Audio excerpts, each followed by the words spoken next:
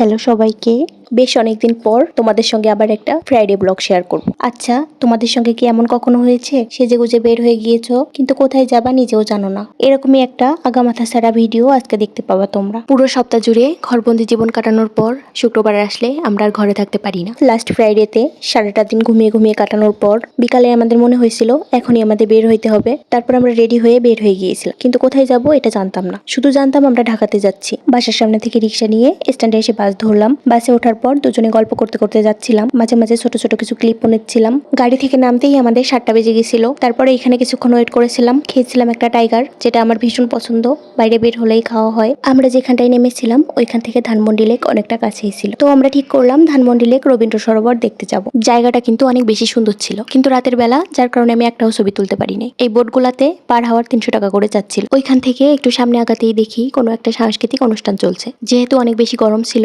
যার কারণে আমরা আর ওয়েট করতে পারি নাই, বের হয়ে চলে আসছিলাম। তারপরে এই তো রাস্তার সাইডের এই দোকানটাতে কিছুক্ষণ বসেছিলাম, খেয়েছিলাম চা। তারপর আবার আমরা হেঁটে হেঁটে পৌঁছে গিয়েছিলাম গ্রিন রোডে। চারপাশে শুধু হাসপাতালে দেখতেছিলাম, তার মাঝখানে খুঁজে খুঁজে একটা রেস্টুরেন্টে বের করি, সেখান থেকে হালকা খাওয়া দাওয়া করে আবারও বের হয়ে গিয়েছিলাম। যেহেতু আমরা বেশ অনেকক্ষণ যাবত হাঁটাহাঁটি করতেছিলাম, তো আমাদের একটু রেস্ট নেওয়ার দরকার ছিল, ফ্রেশ হওয়ার দরকার ছিল। দেন আমরা সামনে একটা হাসপাতালে ঢুকি, ওইখানে ওয়েটিং রুমে কিছুক্ষণ ওয়েট করি, একটু রেস্ট নিই, তারপর আবার বের হয়ে গিয়েছিলাম। দেন গিয়েছিলাম ভাইরাল চা খেতে। এখানে চা নাকি অনেকটা ভাইরাল, আর দুধ চা তো আমার অনেকটাই পছন্দ।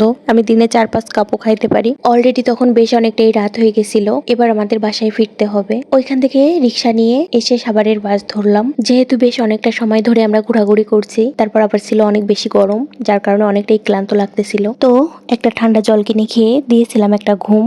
এক ঘুমে বাসায় চলে আসছিলাম।